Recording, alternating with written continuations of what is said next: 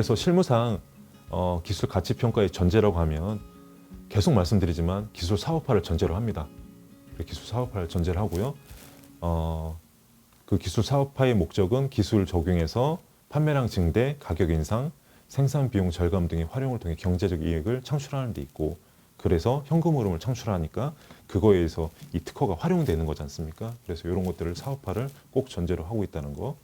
그 다음에 기술 가치 평가의 전제는 평가 대상 기술이 최소한 독립적 사업 단위를 구성해서 운영할 정도의 사업적 타당성이 있어야 한다. 그래서 이 특허라는 기술 자산이 다른 산업 자산과 결합돼서 수익을 창출한다고 이렇게 우리가 가정을 하는 거죠.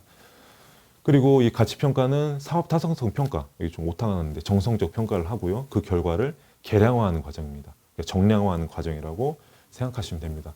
그래서 사업 타당성 평가는 평가 대상 기술에 대해서 유용성, 뭐 경쟁성, 뭐 권리성, 시장성 이런 것들을 다 분석을 하게 됩니다. 그래서 사업적 타당성을 입증하지 못한 상태에서 기술 가치를 정량화한다? 이건 별 의미가 없고요. 평가 신뢰도도 확보할 수가 없게 되죠. 앞서서 제가 그 감정평가 법인에서 말씀드렸던 부분도 이런 것들이 충분히 뒷받침되지 않으면 아무리 계량화해서 돈 얼마다라고 해본들 허무맹랑한 얘기가 되는 거고 신뢰성은 많이 떨어지니까 인정받기가 어려운 거죠. 다음에 이제 기술 가치라는 것은 사업 가치 중 일부입니다. 앞서 말씀드렸듯이 이 기술이라는 것은 다른 산업 자산과 사업 자산과 결합이 돼서 수익을 창출하는 거기 때문에 우리 가치 금액을 산출할 때 마지막에 하는 작업이 그래, 이 사업 가치를 해서 우리가 얼마만큼 수익을 얻었어? 그러면 여기에서 우리의 사업 기술의 가치는 얼마야? 그래서 기술이 기여한 정도를 추정을 하고요. 그걸 곱해서 결국은 기술 가치를 창출합니다. 그래서 이 기술 가치는 사업 가치 중에 일부다. 요거를 유념하셔야 됩니다. 그래서 실무상 기술 가치 평가의 단계를 보면 예비 평가하고 그다음에 이제 본 평가를 이루어지는데 예비 평가라는 것은 이제 약식으로 평가를 하는 거라고 합니다. 근데 저희 법인 같은 경우는 가치 평가를 했던 그런 케이스가 많이 있기 때문에 여러분들이 이 특허를 가지고 어떤 특허를 저희한테 제시해 주시고 여러분들이 이 특허를 갖추고 그동안에 해왔던 그런 재무제표나 이런 자료들, 그 다음에 여러분들이 특허에 대해서 이 기술에 대해서 홍보할 수 있는 자료들 이런 걸 저희한테 주시면 저희가 예전에 했던 그런 가치평가 데이터를 통해서 쭉 한번 돌려보고 대략 얼마쯤 나오겠다라는 걸 대략적으로 제시를 해줍니다. 물론 그게 이제 100% 맞는 건 당연히 아니죠. 가이드라인만 제시를 해드리려고 하고 있습니다. 예를 들어서 어떤 가치평가를 했을 때 뭐 혹은 어떤 대표님은 100억을 생각하고 가치평가를 하셨는데 저희가 아무리 생각해도 뭐 10억 정도밖에 안 나온다 하면 이제 너무나 괴리가 크니까 대표님이 나중에 가치평가를 하고 나서 난 이런 가치평가했으면 받을 이유가 없다라고 하실 수도 있지 않습니까? 그래서 이제 그런 것들을 좀 방지하고자 좀 미리 대체로 대표님 이 정도 금액은 나올 겁니다. 물론 뭐 더 나올 수도 있고 좀 덜 나올 수도 있겠지만 대체로 그런 거니까 이거 참고해서 진행하실지 여부를 결정해 주십시오 하는 차원에서 예비평가를 합니다. 그 다음에 이제 사업 타당성 평가를 하죠. 정성적 평가를 하는데 뭐 기술적 평가, 뭐 권리성 평가, 시장성 평가, 사업성 평가 이 평가들을 각 세부 항목마다 다 평가를 합니다. 그 평가 결과를 종합해서 이제 가치 평가를 정량적 평가라고 해서 가치 평가를 하게 되는데 순서대로 기술의 경제적 수명을 추정을 합니다. 그 다음에 매출액 추정을 하죠. 이 부분 굉장히 중요한 부분인데 수익 기간별로 매출액을 추정을 합니다. 그 다음에 재무 분석을 하고요. 그 다음에 경제적 이익 흐름을 추정을 합니다. 그 다음에 할인율을 정하고요. 할인율이라는 건 뭐 다음에 설명드리겠지만 누가 사업하냐에 따라서 조금 위험률이라고 생각하시면 되겠습니다. 예를 들어서 제가 스마트폰 파는 거하고 삼성전자에서 스마트폰을 생산해서 파는 거하고 누가 더 성공할 확률이 높겠습니까? 라고 하면 당연히 삼성전자겠죠. 그러면 삼성전자에 대한 할인율은 좀 낮을 것이고요. 저가 그거 사업을 한다고 그러면 할인율이 굉장히 크겠죠. 이런 식으로 생각하시면 되겠고요. 그 다음에 산업 가치를 결정을 합니다. 그래서 순 현재 가치를 산정을 하게 되겠고, 그 다음에 기술 기여도를 측정을 하고요. 그래서 그 사업 가치와 기술 기여도를 곱해서 기술 가치를 산정하게 되어 있습니다. 그래서 이제 기술의 가치라는 것은 현금 창출 능력, 경제적 이익 창출 능력이라고 보시면 되겠고, 그것을 나타내기 위해서 유용성이라는 절대 기준과 경쟁성이라는 상대 기준을 찾아내게 되겠고요. 그걸 찾기 위해서 기술 요인, 권리 요인, 시장 요인, 사업 요인을 이렇게 기술 투명에 대해서는 뭐 기술의 복잡성, 대체 기술, 대체 가능성, 진부화 가능성 이런 것처럼 각 항목별로 지금 나와 있는 세부 항목들이 있지 않습니까?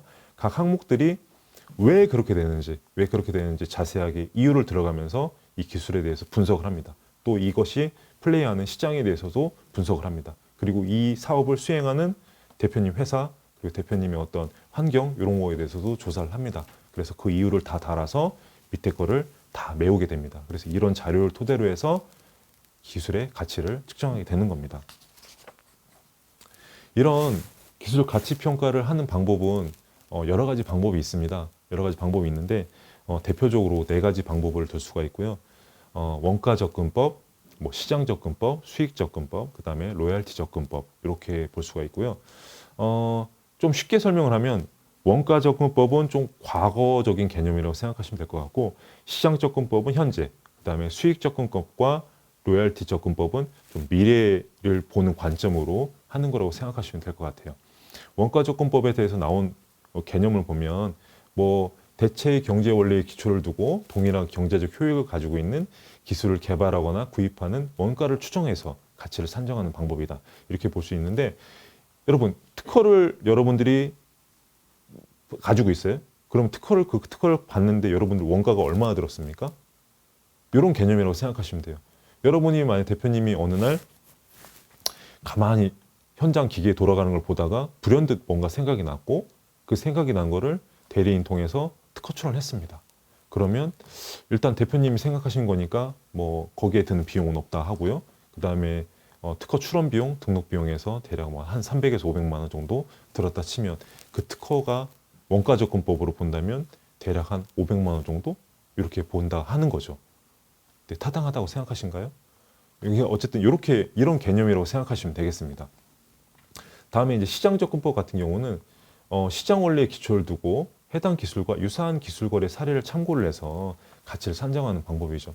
그래서 여러분 아파트 거래를 생각하시면 되겠습니다. 쉽게 우리 같은 평형, 같은 단지에 같은 평형의 그런 아파트는 대체로 비슷한 가격에 거래가 될 거 아닙니까? 그죠?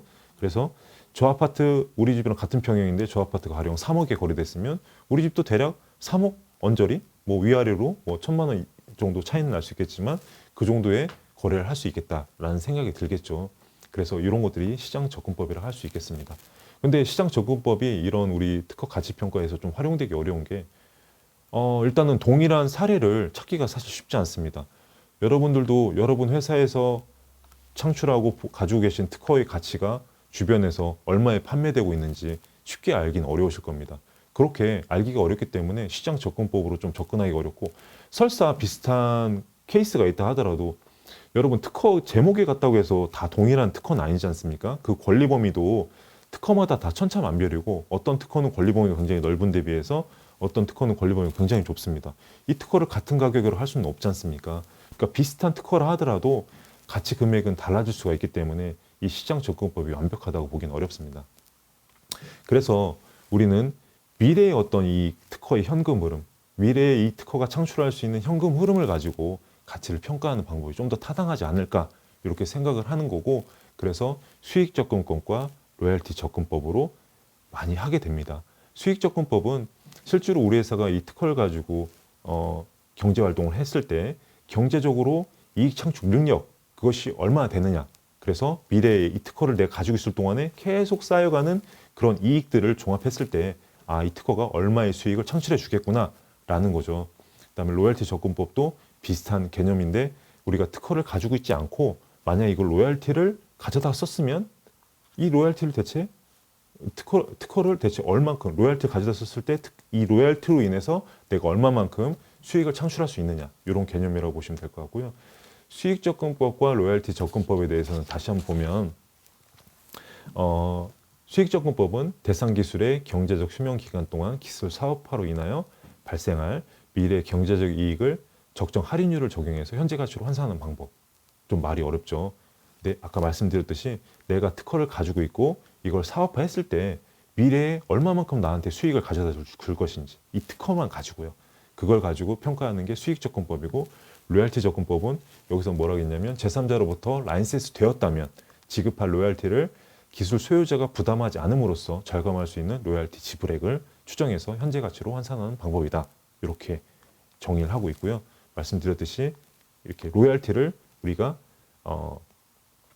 가져왔다면 로열티를 가져왔다면 그 지급할 로열티가 얼마나 되느냐 그런 걸 통해서 로열티를 가져와서 우리가 수익을 창출했을 때 그 창출된 가격이 얼만큼 될 것이냐 이걸 가지고 로열티 접근법이라고 생각하시면 되겠습니다. 요거는 그 수익 접근법에 통해서 가치 평가를 했을 때 목차가 대체로 이렇다는 겁니다. 이 왼쪽에 있는 목차 부분은 사실은 그 로열티 접근법하고 거의 대동소이합니다. 그러니까 평가 결과 요약이 있고요. 그다음에 기술성 분석, 권리성 분석, 시장성 분석, 그다음에 사업성 분석, 가치 평가 이렇게 되어 있는데 여기 옆에 가치 투자용 기술 가치 평가표를 보면 어떻게 되어 있냐면 매출액이 있고요. 매출 원가도 있습니다. 그리고 판관비, 그다음에 이제 영업이 이렇게 쭉 나가 있는데 일단 매출액을 향후에 매출액 발생할 걸 쭉 추정을 하고요. 그다음에 매출 원가도 추정을 하고 그다음에 판관비도 추정을 합니다. 근데 이런 추정 자체가 쉽지 않겠죠. 지금 현재 우리가 이 특허를 가지고 매출이 막 발생하고 있고 이런 식의 어떤 재무제표를 구성할 수 있는 상황이라면 앞으로도 갈 상황이 어느 정도 예견은 됩니다. 그런 경우라면 이런 식의 가치평가, 그러니까 수익접근법이 가능할 수 있는데 만약에 지금 우리가 이 특허를 가지고 새롭게 뭔가를 할 계획이라면 이렇게 매출 원가나 판관비나 이런 걸 뽑는 게 사실은 쉽지 않은 작업일 수가 있거든요. 그래서 조금 어려운 평가 방법이라고 볼 수가 있겠는데 그래서 이 투자형 기술 가치평가표는 이런 식으로 해서 가치 금액을 산정하는 거고요. 그래서 이것도 마찬가지로 사업 가치를 평가를 하고 기술 기여도를 정해서 그 두 개를 곱해서 기술 가치를 산정을 하는 겁니다. 그래서 기술 가치 평가는 보이지 않는 기술을 보이게 하는 작업이다 라고 할 수가 있는데 이 매출 원가나 판관비나 이런 것들을 산정하는 작업이 여러분들이 계속 가치 평가 이 사업을 수행해 와서 이런 것들이 재무제표상에 계속 매출 원가나 판관비나 이런 것들이 쭉 기록돼 왔던 상황이라면 향후에도 우리가 이 사업을 할 때 그 가치 평가 금액이 매출 원가나 이런 판관비라는 게 어느 정도 나올 거라는 게 예견이 되는데 우리가 이 사업에 처음 하거나 혹은 뭐 새로운 기술을 도입했거나 한다고 그러면 이런 비용들을 정확하게 측정하는 게 사실 어려운 작업이거든요. 그래서 이런 수익접근법이 사실은 좀 까다로운 방법 중에 하나입니다. 그래서 이제 로열티 접근법으로 사실은 좀 많이 가는데 이런 거죠. 지식재산권을 보유한 기업의 가치에서 지식재산권을 보유하지 않은 기업의 가치를 빼면 지식재산권의 가치라는 게 나오겠죠. 그러면 지식재산권을 활용한 경우의 이익과 그 다음에 지식재산권이 없는 경우의 이익을 빼면 지식재산권이 기여한 이익이 될 겁니다. 그러면 이 지식재산권의 가치와 지식재산권이 기여한 이익이 거의 비슷하지 않을까요? 물론 차이가 좀 있을 수는 있겠지만 대체로 비슷할 거라고 보여집니다. 그렇기 때문에 이 지식재산권이 기여한 이익을 매출액으로 나누면 이게 로열티율이 되지 않을까라고 보는 거죠. 그래서 요 로열티율과 매출액을 알아서 지식재산권이 기여한 이익을 역으로 추정하는 게 바로 로열티 추정법이라고 보시면 될 것 같아요. 로열티 접근법이라고 보면 될 것 같아요. 그래서 이제 로열티를 그러면 어떻게 아냐? 로열티를 사실은 로열티에 관한 것도 로열티 계획을 체결하시긴 할 텐데 그거에 대한 자료가 많이 축적되어 있지는 않습니다. 보시면 아시겠지만 이건 이제 지식재산 기술 가치 실무 가이드에서 나와 있는 표인데 업종별로 분류표를 쭉 보면 자료가 많은 것도 있고 적은 것도 있습니다. 실제로 자료가 많은 것은 뭐 120, 30건 되는 경우도 있고 자료가 작은 것은 10건도 안 되는 경우도 있습니다. 그래서 자료가 많으면 이 자료가 좀 더 신빙성이 있을 것인데 좀 그렇지 못한 점은 있습니다. 그런데 어쨌든 이런 자료라도 있으니까 우리가 로열티가 대체로 어느 산업 분야에서 업종별로 어느 정도 로열티가 되겠구나 라는 것을 생각할 수가 있는 거죠. 지금 여기 C29가 기타 기계 및 장비 제조업이라고 되어 있고 자료가 한 109개를 확보를 했네요. 그래서 평균 로열티는 3.49, 뭐 최소가 1.0, 그다음에 최대는 10.0 이렇게 되어 있고요. 중앙은 대략 한 3% 정도 이런 로열티율로 추정할 수 있다. 이렇게 볼 수 있겠습니다. 그래서 로열티율을 이렇게 보고 있고요. 그래서 이제 이 표는 로열티 접근법으로 했을 때 가치평가 보고서 목차를 보시면 앞서서 했던 수익 접근법과 사실은 거의 동일합니다. 다 기술성 평가나 권리성 평가, 시장성 평가, 사업성 평가 다 합니다. 다 똑같은데 이 옆에 그 가치 평가표를 보시면 앞서 거보다 좀 더 심플한 걸 볼 수가 있어요. 요거는 매출액 추정을 하고 로열티율을 결정하는데 보시면 로열티율이 똑같은 걸 볼 수 있습니다. 로열티율이 똑같게 돼 있고요. 그래서 매출액은 뭐 점점 증가할 수도 있고 증가하다 떨어질 수 있는데 그 매출 추정만 하고 로열티율이 정해지면 거기에 따라서 아래 것들이 쭉쭉쭉 나오고요. 그다음에 할인율 정확하게 결정이 되면 현재 가치가 나오게 되죠. 그럼 현재 가치를 산정할 수 있고 그 가치를 아까 보면 기술 기여도랑 곱해서 특허의 가치를 산정할 수 있는 방법이 되겠습니다. 이런 것들이 로열티 접근법이고 앞서 본 것보다 좀 더 심플하기도 하고 심플하기도 하고 이런 것들이 실제로 사업을 실제로 수행하지 않은 상태나 신사업에 들어가는 그런 기업들에 대해서 가치 평가를 할 때 좀 더 유용한 방법이기 때문에 사실은 이런 로열티 접근법으로 많이 하고 있고 저희가 앞서서 했던 그 사례도 사실 로열티 접근법을 했다고 아까 말씀드렸었죠. 그래서 가치 평가를 로열티 접근법으로 좀 많이 한다 이렇게 보시면 될 것 같습니다.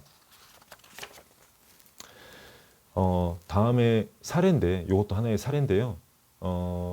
요거는 우산 빗물 제거 장치라고 해서 여러분들이 조금 더 이해하기 쉬울 만한 기술을 좀 가져와서 가치 평가가 어떤 식으로 이루어져서 어떤 식의 결과를 내는지를 좀 보여드리려고 가져온 자료입니다.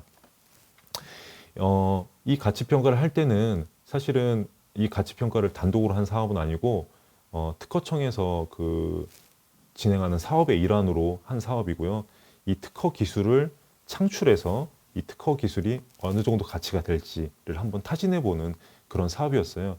근데 요 사업을 할 때 요 그 사업 주체가 아직 이 사업을 하지는 않은 상태예요. 사업화를 하진 않은 상태라서 사실은 사업화를 다 전제로 하는 건데 사업화를 하지 않았기 때문에 요 가치평가 금액이나 이런 것들이 큰 신뢰성은 떨어진다고 봅니다. 근데 그때 당시에 그런 업체 대표분께서 그래도 한번 해보고 싶다라고 하셔서 가치평가를 하게 된 케이스고요. 요 출원 번호나 이런 거 보셔도 알 수 있을 겁니다. 2019년도 12월 17일에 했는데 등록일이 예정이라고 되어 있죠. 그러니까 출원만 한 상태에서 등록이 안 된 상태의 기술을 가치평가를 한 겁니다. 그리고 이 특허는 2021년 5월 6일 날 이제 등록이 된 거고요. 이 기술 내용을 간단히 설명드리면 우산 빗물 제거 장치라고 말씀드렸죠. 우산에 빗물을 털어내는 그런 장치입니다. 빗물을 털어내는 장치인데 우산을 꽂으면 충격이 가해지면서 브러쉬가 돌고요. 그 다음에 우산을 이렇게 돌리게 되면 브러쉬가 돌면서 빗물을 털어주고 또 블로우브에서 에어가 나오면서 고압의 에어가 나오면서 그 빗물을 또 털어내는 형태의 장치라고 볼 수 있겠습니다.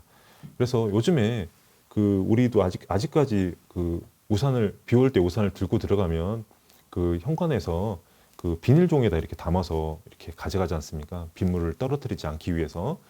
근데 이제 그렇게 되면 비닐이라는 폐기물이 발생하게 되니까 그런 것들을 줄이기 위해서 다양한 방법들이 사실은 시중에 나와 있습니다. 그러니까 이런 기술들이 많이 나와 있죠. 원심 탈수식이라고 해서 탈수기 방식으로 탈수하는 방식도 있고 기류식, 공기의 흐름을 이용해서 하는 방식도 있고요. 흡착식은 많이 보셨을 겁니다.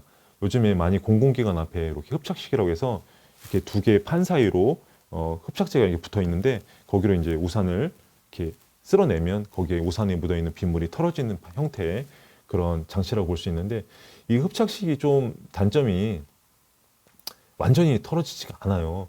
그리고 이 계속 사용하다 보면 아무래도 흡착이다 보니까 거기에 빗물이 묻어 있기도 해서 추후에 계속 사용할수록 흡착 성능이 좀 떨어지는 그런 단점이 있겠죠. 그래서 이제 우리 발명은 그런 것들하고 좀 차별화되게 물기를 닦아내는 흡착식과 블로우를 이용한 기류식이라는 그런 차별성을 가지고 개발됐던 기술이라고 보시면 될 것 같아요. 그래서 이걸 가치 평가를 했고 이 목차는 앞서 말씀드렸던 목차랑 동일합니다. 그러니까 가치 평가의 개요나 전제를 썼고요. 그다음에 기술성 평가, 그다음에 권리성 평가, 시장성, 사업성 평가, 그다음에 기술의 가치 산출 이렇게까지 이어지게 되는 거죠. 자, 로열티 공제법을 활용했고요. 당연히 그럴 수밖에 없었던 게 이게 사업화가 되지 않은 기술이라서 로열티 공제법을 통해서 가치 평가를 했고요.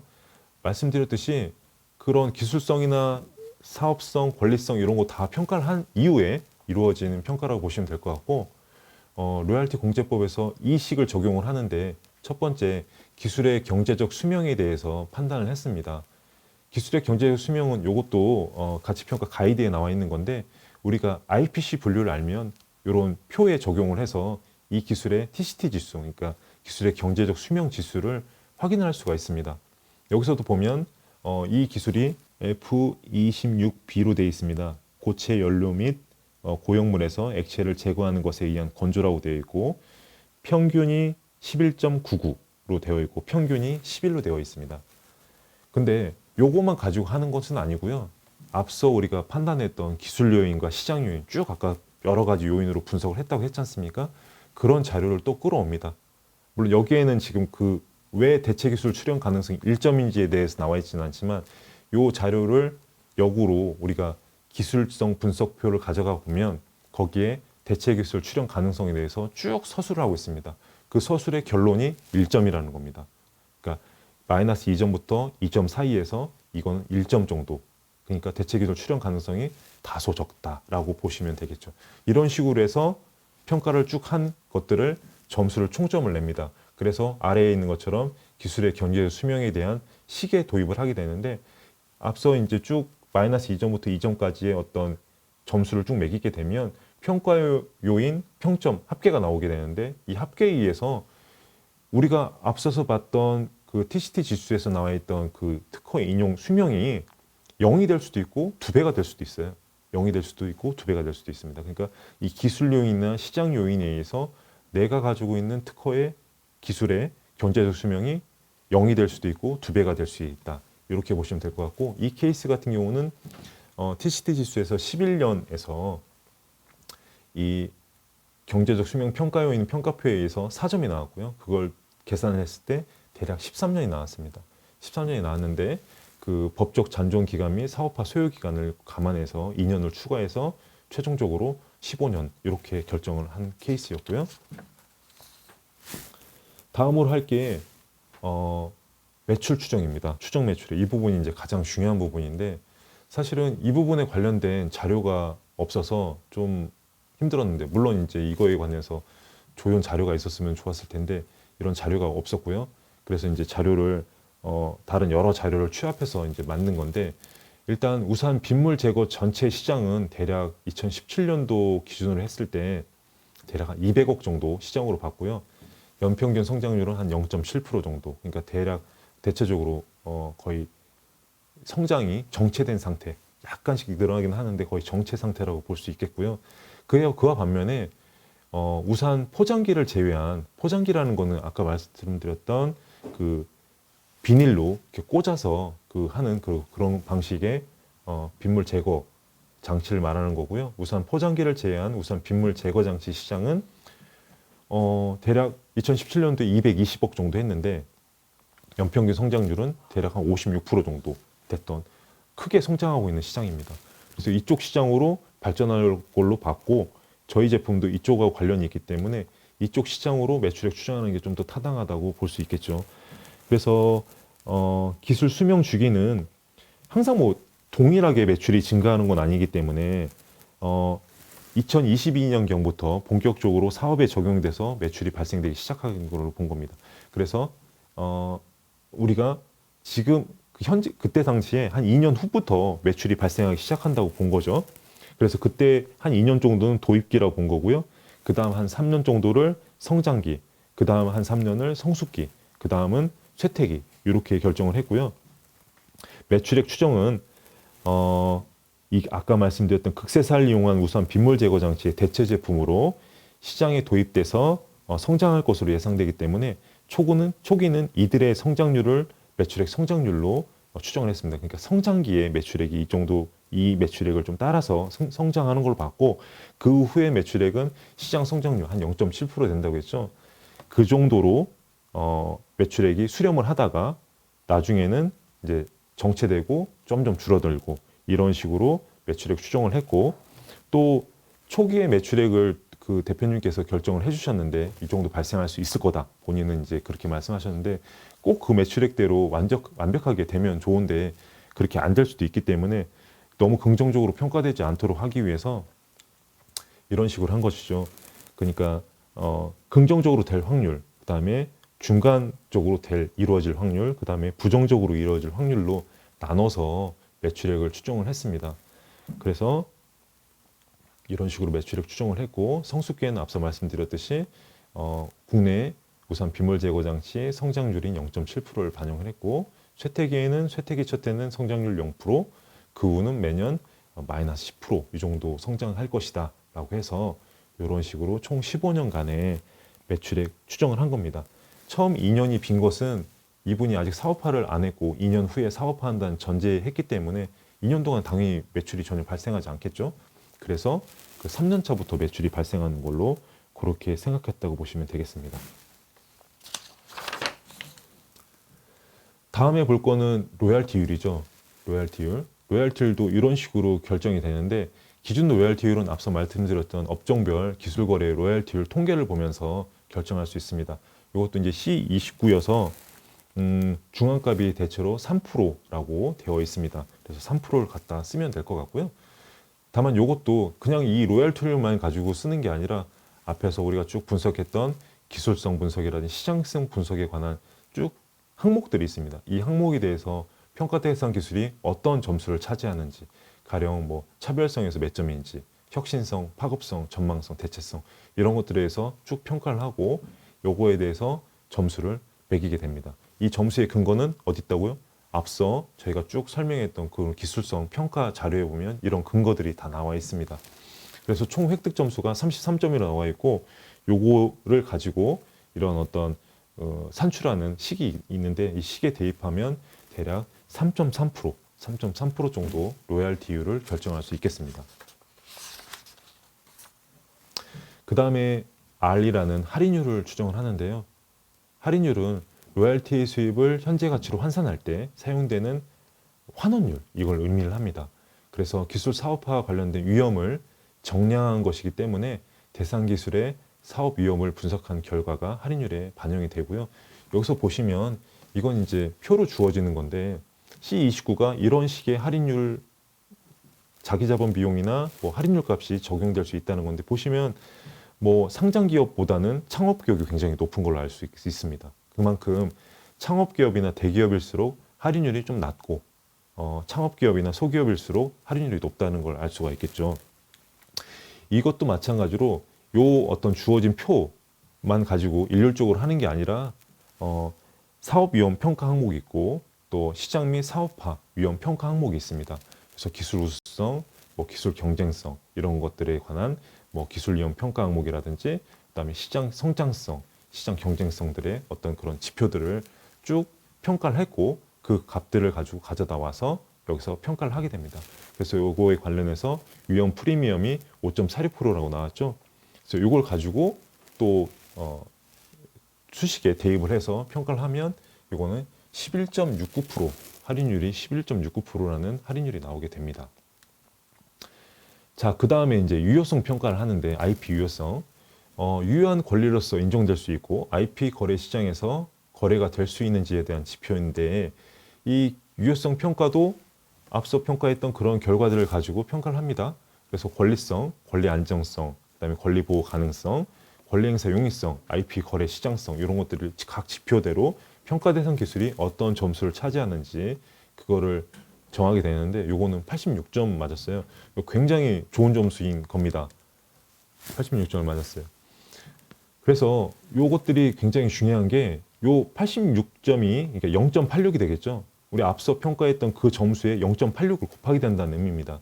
그래서 IP 유효성은 0에서 1 사이의 값으로 정해지기 때문에 기술의 가치는 현재 가치 합계액보다 작거나 같게 되죠. 그러니까 요 IP 유효성 점수를 높게 맞으면 맞을수록, 높게 받으면 받을수록 최종 가치평가 금액이 높아지게 되는 거죠. 자, 이러한 결과를 바탕으로 우리가 가치평가를 해본 결과를 보면 쭉 이와 같습니다.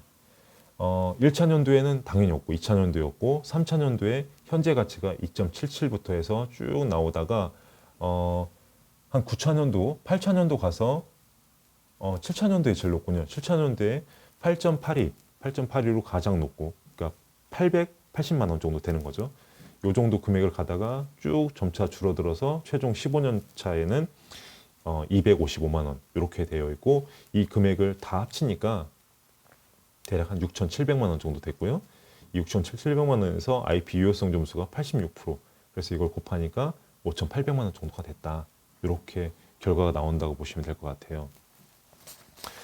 여기까지 보시면서 로얄티 접근법에 의해서 가치평가를 할 때 대략 어떤 식으로 이루어진다라는 것을 아실 수 있을 텐데, 사실은 지금 여태까지 보여드렸던 거는 가치평가 금액을 산정하는 그런 수식 관련돼서만 보여드린 거고, 앞서 뭐 권리성이라든지 기술성이라든지 사업성, 경제 시장성 이런 거 평가 항목들은 제가 보여드리지 않았는데, 그런 것들이 사실은 굉장히 잘 작성되어 있어야 되고, 그런 것들이 기초적으로 충분히 뒷받침됐을 때 이 가치평가 보고서가 충실한 보고서가 될 수 있다, 이렇게 생각하시면 되고, 그런 것들이 잘 갖추어졌을 때 우리 가치평가가 잘 된 거구나, 이렇게 이해하시면 좋을 것 같아요. 그래서 가치평가는 가급적이면 가치평가 기관으로 등록된 공인된 기관에서 하시는 게 좋다라고 다시 한번 강조를 드리고 싶습니다. 그러면 이런 가치평가 금액을 높게 받으려면 어떻게 해야 될지 한번 살펴볼게요. 자, 기술 가치라는 것은 앞서 이런 수식에 의한 사업 가치가 있겠죠. 사업 가치와 마지막에 저희가 평가했던 IP 유효성을 곱해서 최종적인 기술 가치를 산정하게 됩니다. 그러면 쭉 저 수식에서 보면 쭉 높아져야 될 게 있고 낮아져야 될 게 있어요. 그러니까 기술의 경제적 수명은 높아지는 게 좋은 겁니다. 그 다음에 추정 매출액도 높아지면 좋은 거고, 로열티율도 높아지면 좋고요. 법인세 비용은 낮아지면 좋고, 할인율도 낮으면 좋고, 네, 그 다음에 IP 유효성은 높으면 좋죠.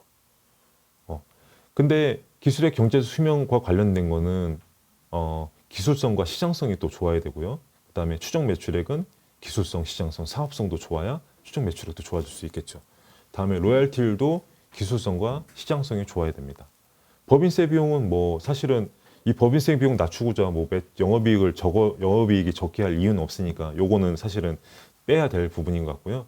그다음 할인율도 기술성, 시장성, 사업성과 관련이 있으니까 이 부분이 좋아야 좋은 할인율을 받게 될 겁니다. 다음에 IP 유효성도 권리성이 좋아야 받을 수 있는 거고요. 그래서 유망한 시장 환경에 속한 우수한 기술을 굳건한 특허권으로 보호받는 상태에서 그 분야에서 높은 시장 점유율을 갖고 있는 경우, 이게 가장 최상의 케이스라고 볼 수 있을 것 같아요. 그리고 또 여기 여러 가지 항목 중에서 사실은 제가 생각하기에는 추정 매출액이 일단 높아야 여러 가지 항목을 플러스 마이너스 했을 때 가장 높은 가치평가 금액이 나올 수 있을 거라고 생각이 됩니다. 그래서 여러분들이 가치평가 금액을 높게 받고자 하신다고 그러면 추정 매출액이 높도록 하셔야 될 거고, 추정 매출액이 당연히 높도록 하려면 이 분야의 기술성, 시장성, 사업성이 어느 정도 뒷받침 되겠죠. 그럼 나머지 항목들도 덩달아서 다 좋아질 수 있을 것이라고 생각이 됩니다. 그래서 이런 식으로 생각하시면서 가치평가를 높이기 위해 우리 회사가 어떤 전략을 가져가야 될지 그런 걸 한번 생각해 보시면 좋을 것 같습니다.